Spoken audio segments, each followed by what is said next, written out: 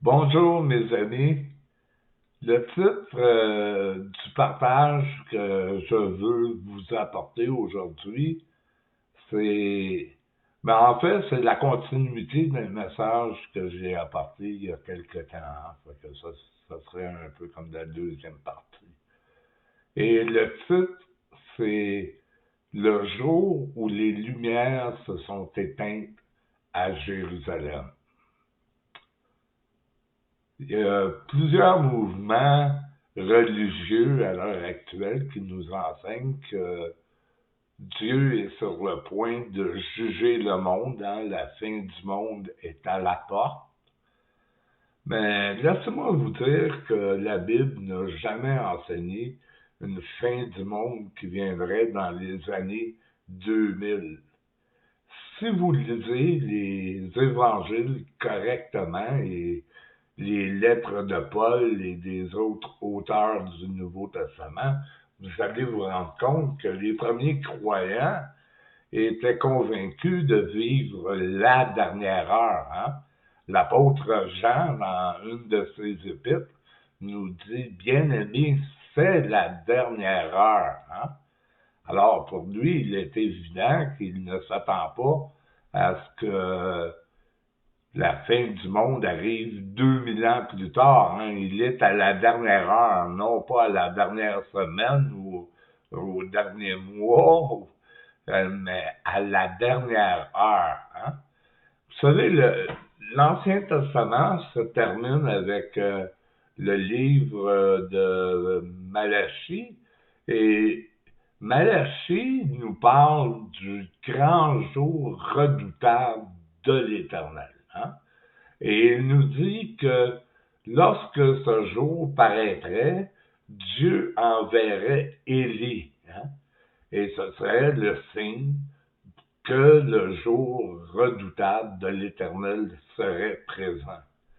Et Jésus nous a dit que l'Élie qui devait venir était venu et qu'il était nul autre que Jean-Baptiste. Et quel est le message de Jean-Baptiste quand il baptise au Jourdain et que les pharisiens et les scribes et les sadducéens vont à son baptême hein, pour chercher à le confronter? Et Jean-Baptiste, quand il les voit venir au loin, il leur dit, race de vipères, qui vous a appris à fuir la colère à venir? Non pas une colère qui viendrait 2000 ans plus tard, mais une colère qui est sur le point de venir. Hein? Il dit, la hache, elle est déjà mise à l'arbre, et la cognée est déjà mise à la racine. Et tout arbre qui ne porte pas de fruits sera coupé et jeté au feu. Hein? Et Jésus va reprendre à peu près les mêmes paroles hein, pour nous parler du figuier, une image d'Israël, que s'il ne porte pas de fruits, il ne reste plus qu'à le couper et à le jeter au feu, hein, dans le sens qu'il ne sert plus à rien. Hein, fait qu'on le jette, on s'en passe. Hein. Ça ne veut pas dire qu'Israël va être perdu à tout jamais. Hein. Non, Paul nous dit que c'est pour un temps, par leur chute, est venue la richesse du monde. Hein. Et Paul nous parle d'un temps où tout Israël va se convertir. Mais il y a une très grosse erreur qui est enseignée dans plusieurs cercles évangéliques, hein, comme quoi que la fin du monde est sur le point d'arriver hein, et que dans les derniers jours, Dieu va permettre la reconstruction du temple et les sacrifices vont être remis en place lors du millénium. L'Épître aux Hébreux nous dit que Jésus-Christ est la fin des sacrifices. Hein? Il n'y a plus de sacrifices à offrir. Mais eux nous disent que ces sacrifices ne seront pas pour le péché, mais ils vont être offerts d'une façon commémorative de l'œuvre de Christ. Hein? On peut se demander pourquoi des sacrifices animaux seraient commémoratifs de l'œuvre de Jésus-Christ dans le millénium et que la loi de Moïse serait rétablie. Hein? Tout ça est une mauvaise interprétation du livre d'Ézéchiel, où Ézéchiel prophétise la construction d'un autre temple et il dit que cette dernière maison aurait plus de gloire que la première. Hein? Et si on se fie à ce que Ézéchiel nous rapporte, hein, car Ézéchiel nous dit qu'en ces temps, la prêtrise va être rétablie, les fêtes d'Israël vont être rétablies, les lois cérémoniales vont être rétablies. En fait, tout le système mosaïque va être rétabli. Hein? Et il y a même des gens, je doute pas qu'il va être reconstruit, mais s'il est reconstruit, ça ne sera certainement pas un accomplissement prophétique. Hein? Et à l'heure actuelle, mais il y a tout un engouement chez les évangéliques hein, sur la reconstruction de ce temple. Il y a même un riche Texan chrétien au Texas qui est après faire l'élevage des vaches rousses hein, pour qu'elles puissent être offertes lors de la construction de ce nouveau temple. Il y a des écoles en Israël à l'heure actuelle qui sont subventionnées par les évangélistes où on cherche à former des Lévites. Hein, et d'abord, il faut les trouver, ces fameux Lévites. Hein, ils font partie des tribus qui ont été dispersées. Hein, alors, c'est pas évident de trouver les Lévites, mais il y a une école qui est prête à former des Lévites, des prêtres pour le millénium. Et ceci contredit ce que l'apôtre Pierre nous dit lorsqu'il parle de l'Église. Il dit, vous êtes une nation sainte, vous êtes une nation de prêtres, une race royale, hein? Et vous êtes des sacrificateurs pour notre Dieu. Hein? Et bien sûr, le sacrifice qu'on a à offrir, ce n'est pas un sacrifice sanglant, mais c'est le sacrifice de nos vies. Hein? Et alors, est-ce que ce temple va être reconstruit?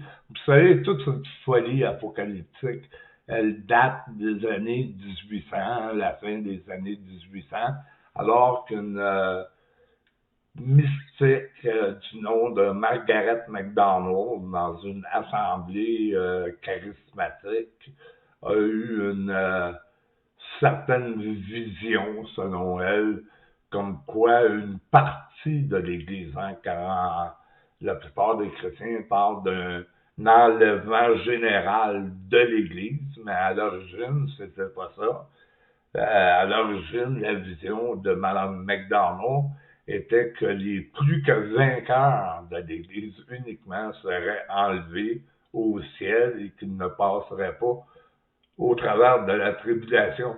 Mais dans la Bible, il y a un seul endroit où Jésus parle d'un enlèvement, un seul endroit, et ce n'est pas pour nous dire qu'il va y avoir un enlèvement de l'Église, mais il nous dit de prier. Il prie son Père plutôt, et il demande à son Père, Père, je te prie, non pas que tu les ôtes du monde, non pas que tu les enlèves du monde, mais que tu les gardes du malin. Hein? Et c'est le seul endroit où Jésus parle d'enlèvement. Pourquoi un enlèvement de l'Église? Il faut prendre des portions de versets ici et là et les rabouter ensemble pour chercher à démontrer que cette doctrine, elle est bel et bien biblique. Elle n'a rien de biblique. Elle n'a jamais été enseignée dans toute l'histoire de l'Église avant J.N. Darby, qui l'a récupérée de Mme MacDonald. Hein? Alors, Darby et Irving, et plus tard, elle sera popularisée par la Bible Scofield dans ses notes de bas de page. Hein? Et cette Bible est bien sûr financée par le mouvement sioniste. Hein? Et a un but politique, hein, le retour d'Israël en Palestine. Mais maintenant, ça va beaucoup plus loin. Hein. Les Juifs les évangélistes cherchent à manipuler Israël, hein, et certains prédicateurs aux États-Unis prient pour la continuité de la guerre. Hein, et lorsqu'ils étaient en guerre contre Hezbollah, John Hagee priait pour la continuité de la guerre. Hein. Il y a eu des prédicateurs, des téléévangélistes comme Pat Robertson qui avait établi ses quartiers généraux en Israël. Hein. Il finançait Israël et pour eux, c'était important que la guerre continue, qu'il continue à y avoir une animosité entre les Juifs et les Arabes, parce que pour eux, ça doit se terminer dans un bain de sang dans la vallée d'Armageddon. Hein. Et Armageddon, c'est une vallée dans l'Apocalypse où, selon les évangélistes, c'est le lieu de la dernière grande bataille de la fin des temps. Mais si vous lisez l'Apocalypse, l'Apocalypse ne nous dit pas qu'Armageddon est un lieu de bataille. Non, c'est un lieu de rassemblement des armées. Hein? C'est pas la même chose. Si vous regardez sur une map, c'est tout petit Armageddon. La Chine, les États-Unis, la Russie, se ramasser à Armageddon pour une bataille, c'est un non-sens. Hein? C'est tout petit. Ça ne peut pas soutenir les armées du monde pour un conflit mondial. Hein? Et bien sûr, cette guerre, elle est décrite dans l'Ancien Testament avec des chevaux, hein, et des armes plus que préhistoriques. Hein? Cette guerre, elle a eu lieu dans le passé, hein, lorsque Vespasien et Titus ont décidé d'envahir Jérusalem en l'an 70. Ils se sont réunis à Armageddon avant d'aller encercler la ville puis l'incendier. Hein? Alors, est-ce que la Bible nous enseigne ces choses? Non, la Bible nous enseigne qu'ils étaient les disciples après vivre la dernière heure. Hein? Ils étaient parvenus à la fin des siècles, à la fin des âges. En fait, le mot, il a très mal été traduit. Hein? Le vocable, c'est aion, celui qu'on a traduit pour monde. Mais si on avait voulu parler de la fin du monde, on aurait utilisé le vocable cosmos, hein, et non pas le vocable aion. Et aion a été traduit par environ 13 expressions différentes. Hein? Et ça affecte énormément de doctrines. Hein? Ça affecte pas uniquement l'eschatologie. Hein? Toute la doctrine de l'éternité des peines de l'enfer est basée sur une mauvaise traduction de ce mot. Hein? Car on l'a traduit par éternité, hein, d'éternité en éternité. Vous voyez déjà le non-sens, on ne place pas une éternité par-dessus une éternité. Hein. L'éternité, il n'y a rien avant, il n'y a rien après. Hein. Ça serait plutôt traduit correctement par âge des âges. Hein. Un âge par-dessus un âge de génération en génération. Hein. Alors, ça sème beaucoup de confusion. Et l'Épître aux Hébreux nous dit que Jésus-Christ est apparu une seule fois à la fin des âges, pas à la fin du monde, à la fin des âges, la fin des aïons. Hein? Et ailleurs, dans l'Épître aux Hébreux, c'est dit que dans ces derniers âges, le Père nous a parlé par le Fils. Hein? Et ailleurs, c'est dit que le Fils s'est offert une seule fois à la fin des âges. Hein? 2 fois dans l'Épître aux Hébreux, on nous dit qu'ils sont dans la fin des âges. Hein? À partir de la mort de Jésus-Christ, c'est un nouvel âge. Hein? Jésus-Christ a vu sa mort comme l'événement marquant de l'eschatologie. Hein? Jésus à la croix dit maintenant le monde est jugé, maintenant le prince de ce monde est jeté dehors. Donc, Jésus-Christ, il est l'événement majeur de l'eschatologie. Hein? si quelqu'un est en Christ, il est une nouvelle création. La nouvelle création n'apparaîtra pas 2000 ans après Jésus-Christ. Elle est apparue le jour mort, le jour même de sa résurrection. Hein? L'apôtre Jacques aussi nous parle de la fameuse fin du monde. Malheur à vous, riches, dit-il aux gens de sa congrégation. Hein? Malheur à vous, riches, parce que vous avez amassé des richesses dans les derniers jours. Est-ce que c'était les derniers jours de la fin du monde? Bien non, c'était les derniers jours de la fin d'un âge. Hein?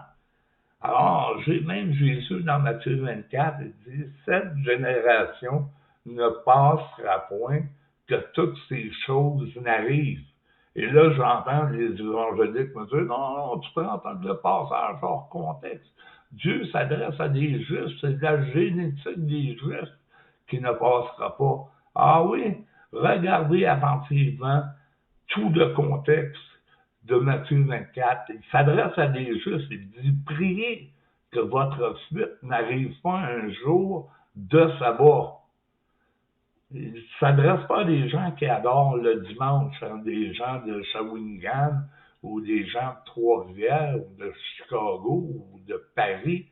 Il s'adresse à des justes qui observent le sabbat, priez que votre fuite n'arrive pas un jour de sabbat. Quand vous verrez ces choses, fuyez dans les montagnes. Et c'est exactement ce qu'ils ont fait. Hein? Il y a eu une trêve au milieu de la semaine, au milieu des 7 ans, car le siège de Jérusalem a duré 7 années. Et au milieu de la semaine, au milieu des 7 ans, lorsque Vespasien a dû retourner à Rome pour se faire couronner empereur, il a laissé sur les lieux son fils Titus, qui a permis aux Juifs qui voulaient sortir de la ville de sortir. Et les chrétiens en ont profité et selon les paroles de leur maître, ils se sont enfuis dans les montagnes de Pietra et ils ne reviendront pas à Jérusalem avant la fin des hostilités. Hein? Un autre indice qui nous démontre clairement que Jésus s'adresse à des Juifs, Jésus leur dit, si on vous dit, je suis au désert, n'y allez pas. Donc, ils sont à proximité d'un désert. Hein? Ce n'est pas une ville à proximité des montagnes du Berkshire ou du fleuve du Saint-Laurent ou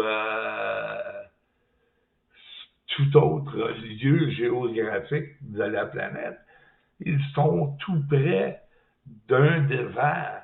Et en plus, Jésus dit à ceux qui l'écoutent, il y en a de vous ici présents qui allez voir ces choses arriver. Hein? Et lorsque Dieu annonce à Pierre qu'il va devoir lui aussi porter sa croix, et Pierre regarde Jean et dit, lui, qu'est-ce qui va lui arriver? Et Jésus lui dit, que t'importe, si je veux qu'il demeure jusqu'à la fin. Et Jean a été le dernier des disciples à demeurer, hein, il a vu la destruction de Jérusalem. Hein? Et dans le livre de l'Apocalypse, il n'y a pas de temple. Hein? Il n'y a pas de temple tout le long. C'est que le temple, il a été détruit. Il n'existe plus. Le temple a été détruit. Les sacrifices ont été abolis. La loi de Moïse a pris fin. Hein? C'est exactement ce que l'apôtre Pierre nous dit qu'en ces jours, les éléments vont se dissoudre. Et plusieurs chrétiens ont parlé des éléments chimiques ou des éléments de la nature, tels que l'air, l'oxygène, l'air, l'eau, tous les éléments physiques. Mais ce n'est pas de ça que Pierre parle. Hein. Le même mot qui est utilisé pour élément ici, c'est le même mot grec que Paul va utiliser lorsqu'il parle des rudiments de la loi de Moïse. Hein. Alors, ce n'était pas une combustion de la planète qui était pour se produire, mais c'était la terminaison de la loi mosaïque. Hein? Si vous enlevez le temple, il ne reste plus rien. Hein? Alors oui, bien sûr que les premiers croyants ont cru qu'ils vivaient les derniers jours. Hein? Les prophéties de Joël le disaient clairement, dans les derniers jours, je répandrai mon esprit sur toute chair. Vos fils, vos filles prophétiseront, vos vieillards auront des songes. Hein? Et quand Pierre prend la parole devant le portique de Salomon le jour de la Pentecôte, il dit, voici, c'est ici maintenant que s'accomplit la parole de Joël le prophète. Dans les derniers jours, dit Dieu, je répandrai mon esprit sur toute chair. Joël ne prophétisait pas une Pentecôte qui aurait lieu dans les années 2000.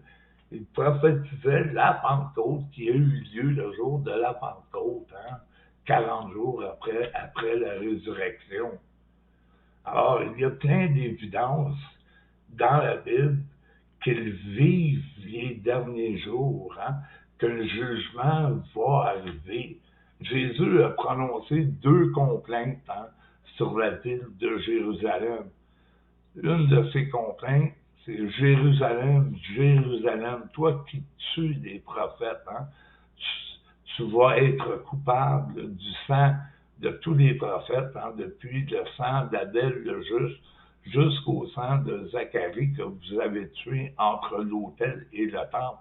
Il dit, voici, c'est sur cette génération que va être réclamé le sang de tous les prophètes. Hein.